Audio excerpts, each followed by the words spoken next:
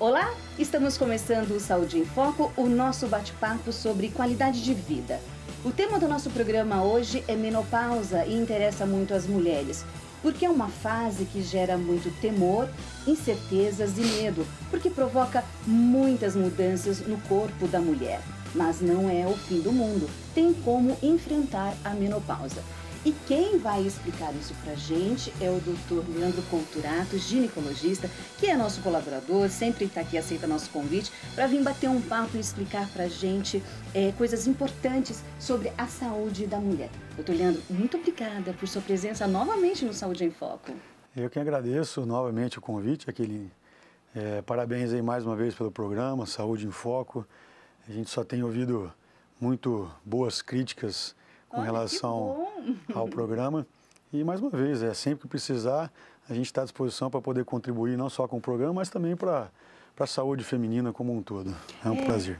Então, e hoje o assunto é um assunto que causa muito medo em nós mulheres. Nas mais novas, que ouvem os relatos das mais velhas, por quem já passou, está passando, é a menopausa. Eu gostaria que você começasse explicando para a gente, tem o climatério que vem antes e depois a menopausa. Qual que é a diferença dessas duas fases que a mulher vai passar com o envelhecimento? Antes de mais nada, eu queria falar que você está muito nova para entrar na menopausa. Pensar na menopausa um pouquinho mais tardio. Você está com 25, 26 anos, está nova ainda. Tem um tempo, mas já vou me preparar. Mas vamos lá. Na verdade, a menopausa, por definição, Jaque, é uma data, né? Ela está inclusa ao climatério. Então, a gente pode considerar que a menopausa é aquela data onde a mulher teve a sua última menstruação e dali para frente passa-se um período superior a um ano na qual ela não menstrua mais.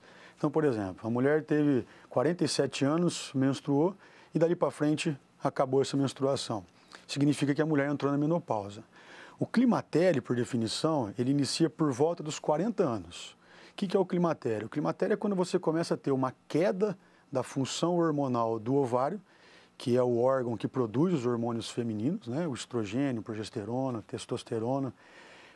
Você começa a ter uma diminuição importante na função ovariana e, por consequência, os sintomas do climatério podem começar a aparecer.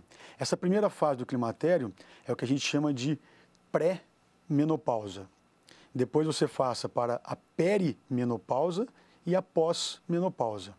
Essa perimenopausa é mais ou menos 2 anos a 5 anos antes de entrar na menopausa. Então você divide esse início de 40 até 2 a 5 anos, de 2 a 5 anos a menopausa e após a menopausa. É isso aí. A classificação do climatério como um todo é assim. E os sintomas do climatério, eles vêm de uma vez ou nessas fases eles vão aumentando, vão se alternando? Eles são bem característicos pelas fases que se passa, né? E não adianta brigar, é inevitável, a mulher vai passar por isso, né? O climatério, o seu início, a principal característica são as irregularidades menstruais. A mulher que tem aquele fluxo menstrual regulado, que vem todo mês certinho, a cada 28, a cada 30, isso começa a falhar. É aquela mulher que menstrua 2 vezes no mês, é aquela mulher que fica 2 meses sem menstruar, ou ela pode ter um aumento do fluxo menstrual, ou ela pode ter um pouco mais de cólica, sintomas menstruais como um todo. Quando você vai para o período mais próximo da menopausa, existe uma intensificação desse sintoma e começa a aparecer aquela clássica onda de calor. Até a menopausa, os 2 principais sintomas são esses. Quando você passa a menopausa, além, obviamente, vai suspender a menstruação, além das ondas de calor, você começa a ter outros sintomas bastante clássicos. Aí você entra com o que a gente chama de sintomas urogenitais, que é o ressecamento vaginal, o desconforto na hora de ter relação sexual, eventualmente algum grau de incontinência urinária também pode estar associado, entre outros fatores, né? Distúrbio do sono, distúrbio do humor, osteoporose, alteração de pele, alteração cutânea, tudo isso daí. Tem que fase? Principalmente quando você entra na menopausa. Na menopausa. O período que antecede, parou de menstruar. O período que antecede, próximo de, é alteração menstrual e onda de calor, os principais sintomas, né? A hora que você para realmente de menstruar e entra efetivamente no período da pós-menopausa, aí você começa a ter esses outros sintomas, como a gente acabou de falar. Nossa, por isso que... Logicamente pode, né, Jaque? Desculpa, não é porque você está na menopausa que você terá os sintomas. Não obrigatoriamente. Tem uma parcela considerável da população que entra na menopausa e não sente nada. Não sente nada. Nenhum sintoma. Passa. Para e passa. Mas a maioria sente. A maioria, alguns ou algum desses sintomas acaba desenvolvendo com toda certeza. Doutor Leandro, diante de tantos sintomas, é muito importante a mulher conhecer e saber disso, porque realmente é uma nova fase. Sem dúvida, é o que a gente sempre fala, né, Jaque? Eu acho que o mais difícil do climatério, do período aí da pós-menopausa principalmente, é a mulher aceitar que ela está entrando no período da pós-menopausa e entender que passar por todos esses sintomas que a gente acabou de descrever, isso é fisiológico, né?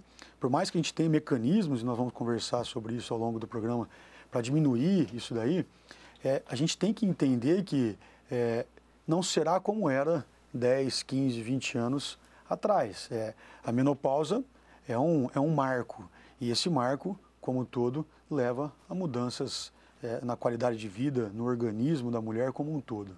Quer dizer, é o processo de envelhecimento natural da mulher, o fim do ciclo reprodutivo, ela deve estar preparada para isso.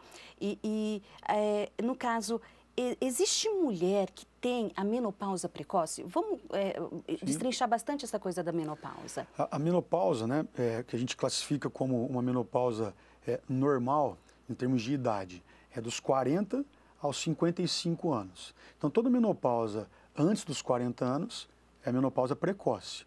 A menopausa precoce, ela pode acontecer, por exemplo, por algum tratamento cirúrgico. Ela pode acontecer, por exemplo, a paciente que teve um tumor de mama, aí ela teve que passar por uma quimioterapia, a quimioterapia levou a uma falência ovariana. Ela pode simplesmente ter uma menopausa precoce, porque isso foi fisiológico dela, fator genético, por exemplo. Minha mãe entrou na menopausa com 38 anos. Essa paciente tem uma predisposição maior a ter uma menopausa precoce. A menopausa precoce, ela tem sua indicação quase que absoluta, a não ser em determinados casos de contraindicação, de fazer uso de terapia hormonal. É diferente daquela paciente que entra na menopausa habitual. A menopausa precoce faz parte do tratamento você entrar com a terapia hormonal. Agora, a menopausa tardia é após os 55 anos. Lembrando que o meio do caminho, de 49 a 51, é a média da população brasileira mundial. Das mulheres brasileiras. Exatamente. Então, é o processo do envelhecimento natural que vem com a queda dos hormônios. Da função hormonal ovariana. Quais são os hormônios envolvidos e a função deles, doutor? Se nós formos pegar a definição, né, como eu acabei de falar, que é aquela última menstruação, a definição pontual da menopausa, numa outra forma de explicar, é quando você tem a falência, vamos colocar absoluta, entre aspas, da função ovariana. Por quê? O ovário, que é o órgão que está vinculado à produção de estrogênio, progesterona, testosterona, que são os hormônios da mulher, uma vez que você entra na menopausa, o estrogênio e a progesterona vai a zero. A testosterona ainda existe uma produção, mas muito diminuta, muito menor do que se tinha na época de menacme, que é quando a mulher menstrua. Então, o que você tem de queda hormonal está baseado no estrogênio, progesterona e testosterona. O estrogênio, a queda dele, a ausência dele, pode trazer outros acometimentos para a saúde da mulher, como colesterol, outras doenças, essa queda? Uma vez que você está nessa fase, nessa transição, né, você tem uma mudança do metabolismo da mulher como um todo, né? Então a gente tem sim um aumento de incidência de doenças cardiovasculares. Então aumenta a incidência de infarto, aumenta a incidência de AVC, aumenta a incidência de doença baseada em colesterol, triglicéridos, diabetes, doenças cardiovasculares como um todo. Então sim, a queda na produção hormonal da mulher como um todo está intimamente relacionado, não só por conta da parte hormonal, né, mas da parte, a faixa etária como um todo, né, mas está intimamente relacionado a algumas alterações patológicas, né, como essas doenças cardiovasculares, diabetes e tudo mais. A chegada da menopausa está vinculada a quando a mulher, está relacionada a quando a mulher começou a menstruar? A mulher começou a menstruar mais cedo, menopausa mais cedo, mais tarde? É uma dúvida que muita mulher tem, né? Ela chega no consultório e fala, doutor, eu comecei a menstruar muito tarde, com 16, com 15 anos, então significa que eu vou parar de menstruar lá para frente? Ou o contrário? Doutor, eu comecei a menstruar com 8, 9 anos, eu vou acabar mais cedo? Não, isso não tem vínculo, né? Não é porque você começou mais cedo que você vai acabar mais cedo ou vice-versa.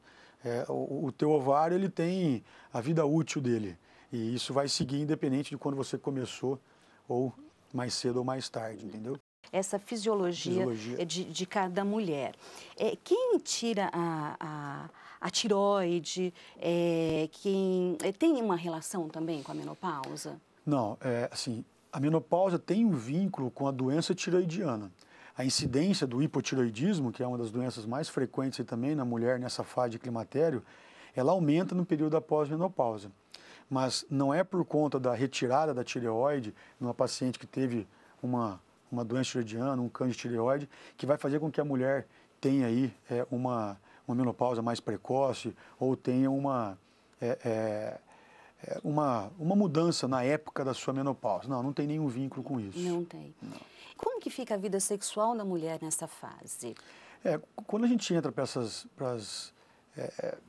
até poderíamos dizer, as indicações da terapia hormonal para melhorar as qualidades de vida como um todo, assim, um dos que mais atrapalha, hoje com a perspectiva cada vez maior de vida, né, de vida útil da mulher, 80, 85 anos, as mulheres chegam com 50 anos quando entram na menopausa e assim, reclamam muito que o parceiro, o marido, ainda quer ter uma vida sexual muito ativa e ela, por conta desse déficit hormonal, começa a retrair, começa a não mais querer ter parte sexual. A diminuição da libido é um dos principais sintomas do período da menopausa.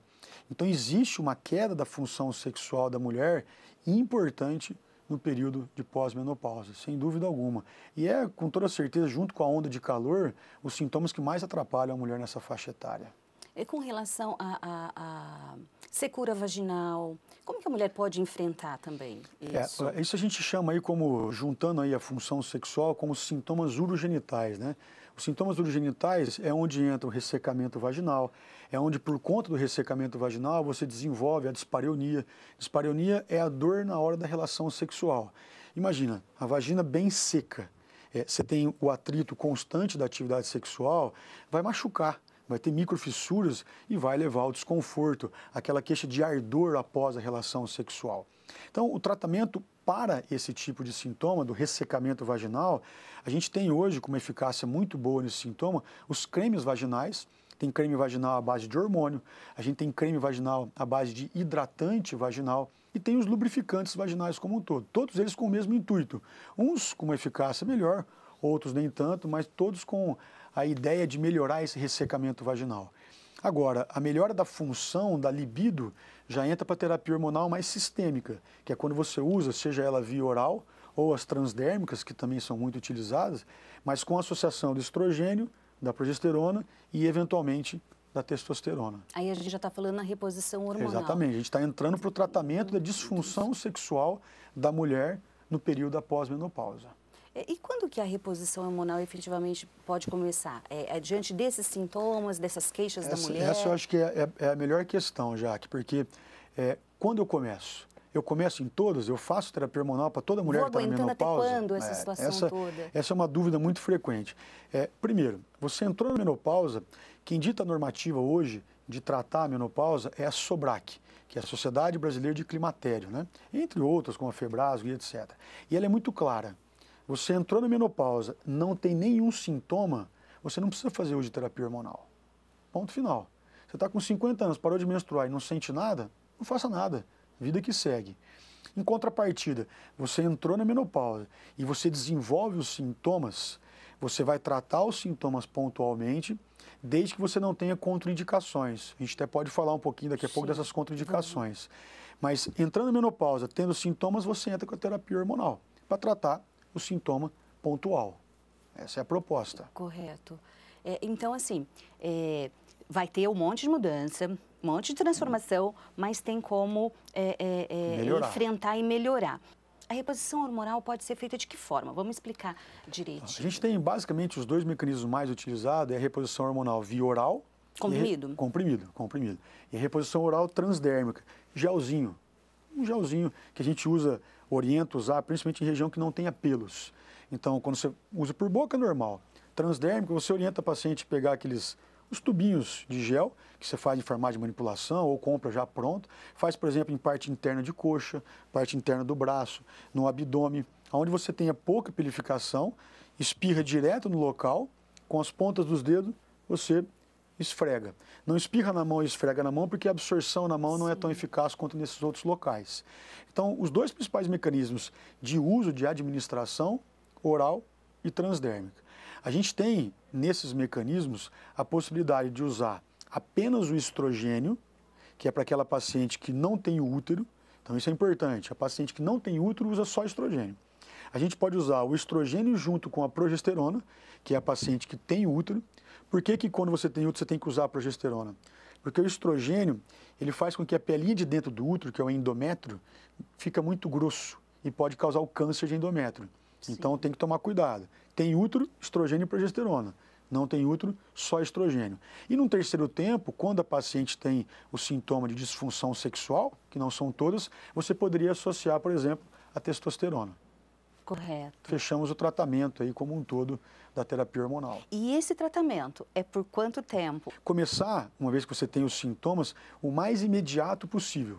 Não postergar. Sim. Uma vez que você entrou na menopausa, está próximo dela e você desenvolve os sintomas, comece de imediato. De tal forma que, após 2, em alguns lugares, 5 anos da menopausa, se você não começou o início, se você não começou a usar a terapia hormonal, você não pode começar mais. Então, por quê? Mas se você começou a usar, aí o tempo de uso, ele ainda é um pouco discutido na bibliografia, na literatura. Quando você usa estrogênio e progesterona, a proposta é você parar depois de 5 anos. Essa é a normativa. Você usando só o estrogênio, quando a paciente não tem útero, esse tempo é mais flexível, você pode usar por um tempo mais prolongado que os 5 anos.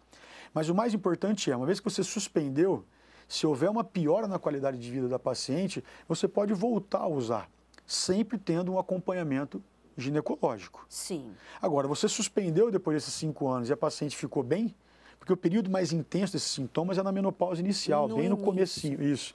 Suspendeu e ela ficou bem, não precisa usar mais. Respondendo a tua pergunta também, de o porquê não mais do que 5 anos, o primeiro trabalho enorme, um trabalho muito grande, chamou WHI, e ele fez o estudo em mulheres, qual o período mais adequado de uso de terapia hormonal. E eles mostraram que depois de 5 anos, esse trabalho teve inúmeras falhas, muito discutido, né? Mas um dos pontos depois de 5 anos, você começa a ter um aumento na incidência de câncer de mama. Por isso que a gente tem como intuito, depois de 5 anos, tentar suspender. Mais uma vez, quando associado estrogênio com progesterona. Quando só estrogênio para paciente que não tem útero, esse aumento na incidência do câncer de mama não aconteceu. Por isso que ele é mais flexível. Você pode usar por um tempo mais prolongado. Então, é uma margem, uma precaução, uma Exatamente. Margem aí pra... Uma vez que você começa a ter aumento de incidência, a hora que o malefício se torna maior que o benefício, você tem que tomar cuidado. Mulheres que têm casos de câncer de mama. A gente entra nessas contraindicações, né? A gente tem algumas contraindicações. Então, uma vez que você tem sintoma, você pode usar ou não? Vamos lá. Paciente entre contraindicações absolutas e relativas, tá? Contraindicações como um todo. Paciente que tem câncer de mama, obviamente, ou teve, e parentes de primeiro grau, pais e irmãos. Câncer de endométrio, que é câncer do útero, também, um tipo de câncer do útero. Tromboembolismo, que é a trombose, seja atual ou pregressa. Doenças hepáticas no fígado, algumas também levam a contraindicação. Hipertensão e diabetes descompensadas. Não basta ter hipertensão e diabetes, precisa ter hipertensão ou diabetes, só que de difícil controle, certo? Então, a maioria dos pacientes que são hipertensos ou diabetes podem fazer de terapia hormonal, sem nenhum problema. Sangramento disfuncional, é aquela paciente que está na menopausa e tem sangramento. Não pode, tem que investigar o porquê desse sangramento. E algumas doenças autoimunes, como por exemplo a porfiria, que levam a processos de alterações vasculares que podem aumentar a chance de trombose também. Então, pontualmente, as doenças mais importantes são essas daí. Quer dizer, é uma análise muito minuciosa, né? Uma anamnese que vocês têm que fazer para recomendar a reposição. E fazer a reposição, a mulher tem que ir de quanto em quanto tempo ao ginecologista? Então, quando a gente começa, Jaque, a gente sempre orienta a paciente a ter um retorno no seu ginecologista. Isso é muito importante, né? Não pode começar a terapia hormonal da forma que acha, da forma que deve ser, da forma que leu no Google e etc., né? Da forma que leu na internet. A gente tem que sempre estar com uma orientação, uma supervisão médica. Então, o início dela tem que ser super valorizada pelo médico. Depois de 3 meses, em média, a gente pede um retorno da paciente para avaliar como que está sendo a eficácia. Uma vez que ela se adaptou e não teve nenhum efeito colateral, você pode fazer um segmento habitual, como qualquer outra mulher que está na menopausa. Então, uma vez por ano, essa paciente vai voltar no teu consultório para colher Papa Nicolau, para fazer ultrassom transvaginal, para fazer a mamografia. A partir dos 65 anos, você entra com a densitometria óssea. Então, o check-up laboratorial, né? O perfil lipídico, glicêmico, colesterol, triglicérides, a glicemia, função hepática, função renal. Então, esses exames laboratoriais, o check-up ginecológico, não muda. O que a gente tem que ter em mente começou, peça um retorno dessa paciente depois de 3 a 6 meses para avaliar. Está tudo bem? Siga como rotina habitual. Você tocou num assunto muito importante, porque parece que quando chega a menopausa, a mulher não precisa mais se preocupar, não precisa mais ir no ginecologista, né? Porque parece que é só para ter filhos, né? Para a vida reprodutiva, o ciclo reprodutivo. Não é bem assim. A mulher deve continuar a se cuidar. É exatamente o oposto, né? A gente não pode esquecer que os principais cânceres ginecológicos, vamos lá, câncer de mama, câncer de ovário, câncer de endométrio, câncer de vagina, câncer de vulva. Tem muita coisa ainda que a mulher tem que ficar atenta. A incidência desses cânceres é muito maior no período de climatério e pós-menopausa do que na paciente de 20, 30 anos. O único desses cânceres que foge um pouco à regra é o câncer do colo uterino. Que o câncer do colo uterino está vinculado à presença daquele vírus HPV, que é um vírus sexualmente transmissível, e tem sua incidência maior ali por volta dos 30 a seus 40 anos. Mas fora o câncer de colo uterino da parte ginecológica, os outros cânceres ginecológicos têm uma incidência maior no período ali que está muito próximo ou pós-menopausa. Doutor Leandro, você falou de uma coisa interessante sobre as doenças sexualmente transmissíveis. Quer dizer, não é porque a mulher entrou na menopausa, ela terminou o ciclo reprodutivo, que ela não deve se proteger na hora do sexo. Não, com certeza. Porque tudo bem, ela não vai engravidar, mas doença existe. Com certeza. Isso vale para toda fase, para toda época da vida, né? Não tem jeito. A incidência, por exemplo, do câncer de colo uterino, que tem vindo com HPV, ela existe de forma importante nesse período, como eu disse, não tanto quanto em pacientes um pouco mais jovens, mas a gente tem indicação de colher Papa Nicolau das pacientes, por definição hoje do Ministério da Saúde, do INCA, até os 65 anos. Então, quer dizer, depois de 65 anos, mesmo o paciente tendo uma vida sexual ainda ativa, a necessidade do Papa Nicolau, ela se perde. A não ser aquelas pacientes que tiveram algum tipo de doença prévia, algum câncer ginecológico. A gente está dizendo num âmbito geral, né? Mas depois de 65 anos você não tem mais indicação. Até lá, quer dizer, olha o prazo. Pensar que a média é de 50 anos, quer dizer, 15 anos tem ainda. Muita vida muito ainda. tempo, né? Muito e é como a gente falou, né? A mulher cada vez mais com o aumento aí da sua sobrevida, né? Com a qualidade de vida cada vez maior, está vivendo até 85, 90 anos com atividade sexual ainda atividade. A gente tem muita paciente que vai no consultório com 80, 85 anos que mantém vida sexual. Existe caso em que o hormônio não funciona na mulher, que a terapia hormonal não responde? É difícil, né? Isso é uma questão muito delicada, né, Jaque? Porque assim, a paciente que ela chega no teu consultório procurando você por conta de um sintoma climatérico, a proposta que você tem para ela é a terapia hormonal. Você não pode esquecer que atividade física, tem muita gente que vai no consultório e fala, eu quero um remédio milagroso, né? Não é isso, a gente tem que se ajudar. Isso vem qualidade de vida em termos de atividade física, isso vem qualidade alimentar, né? Evitar muita cafeína, gordura, chocolate, entre outros fatores aí, né? Frituras, tudo que a gente sabe e que a gente não faz. É gostoso, mas não é bom. Exatamente, não tem jeito. Então, a terapia hormonal é uma fase desse tratamento, é uma parte desse tratamento. Só que a gente tem outras coisas que nós temos que nos ajudar. Agora, o uso da terapia hormonal ajuda e muito em inúmeros sintomas, outros nem tanto. Então, como você perguntou, onda de calor, que é um dos sintomas mais frequentes, não tem nada melhor do que a terapia hormonal. A terapia hormonal melhora a parte de osteoporose, melhora os sintomas urogenitais, como a gente falou, mas pode melhorar também, por exemplo, distúrbio do sono, distúrbio do humor, só que não da forma que a mulher gostaria. E aí que entra o tratamento multidisciplinar.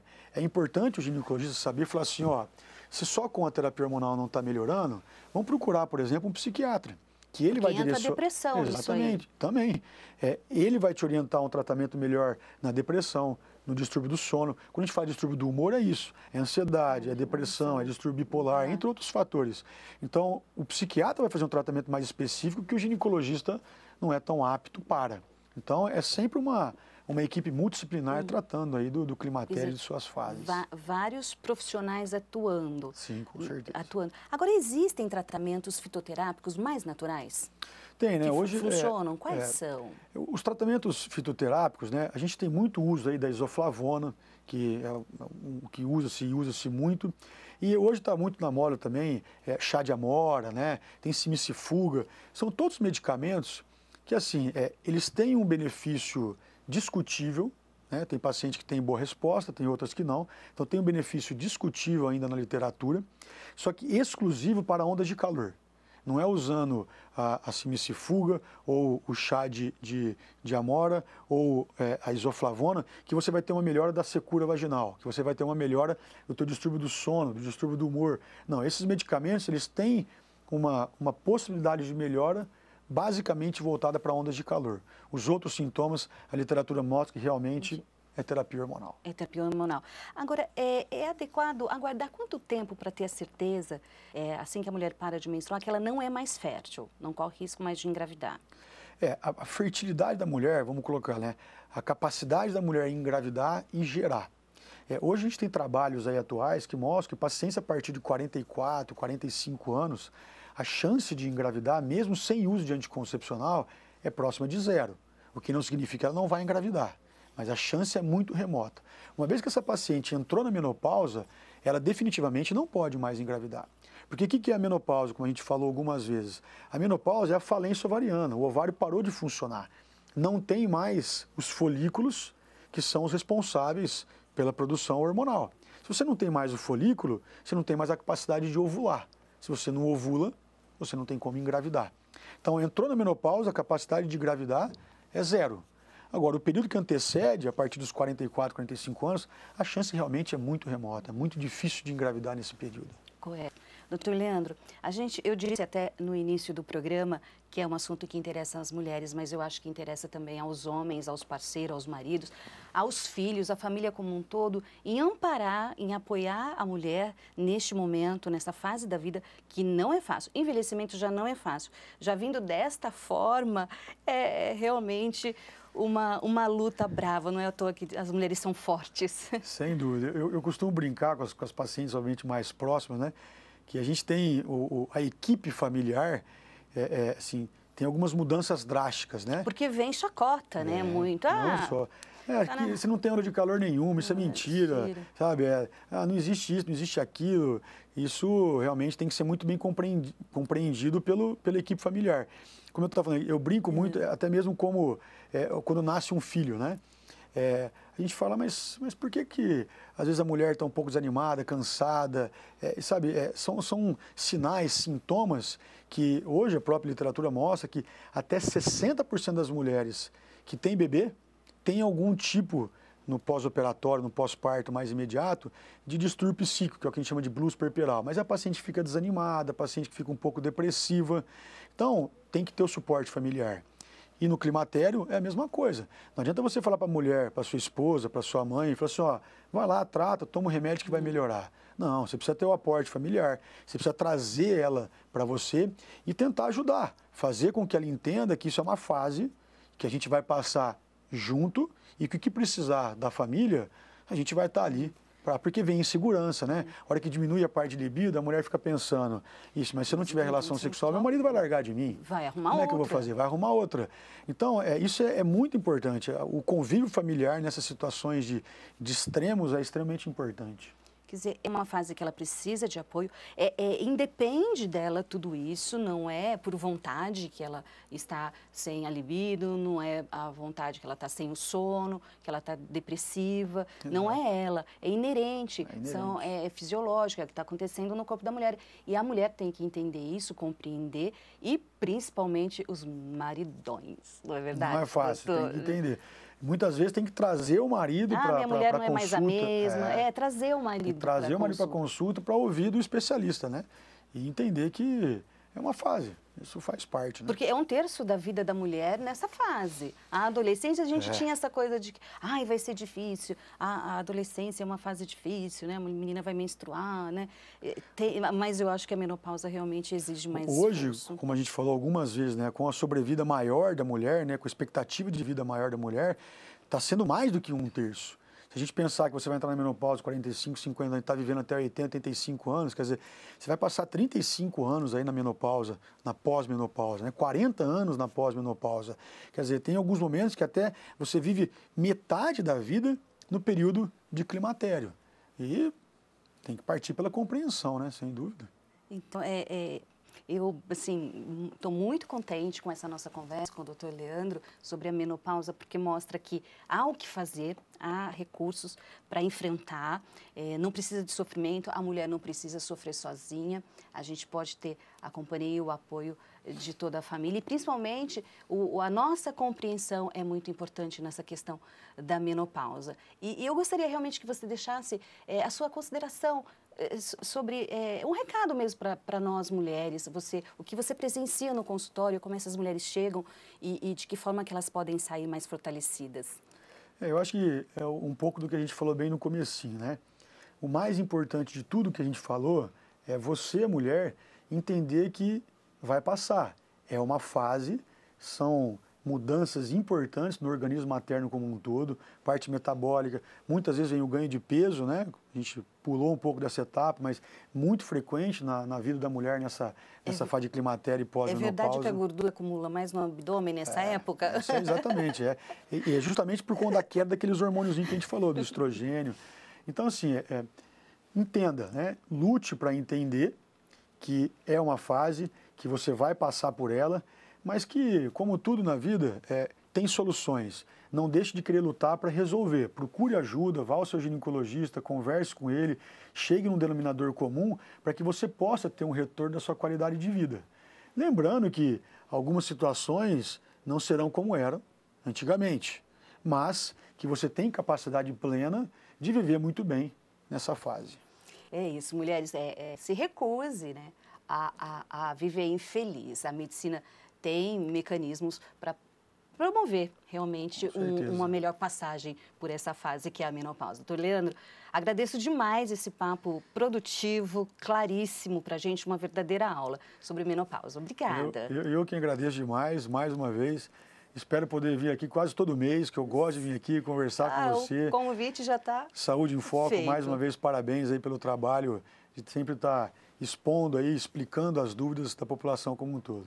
Obrigado, Jaque. Obrigada. E a você que nos acompanhou aqui no Saúde em Foco, eu agradeço muito sua atenção. Se você gostou do nosso programa e quer assisti-lo novamente ou então indicar para outra pessoa, nós estamos no YouTube. É só procurar o nosso canal, TV Câmara Rio Preto, Saúde em Foco, é a playlist. Lá tem vários programas bem interessantes. Você aproveita, se inscreve quando tiver programa novo, você fica sabendo. Deixe seu joinha, faça seu comentário. É muito bom ter você com a gente. Muito obrigada por sua atenção, seu carinho e até o próximo Saúde em Foco. Tchau!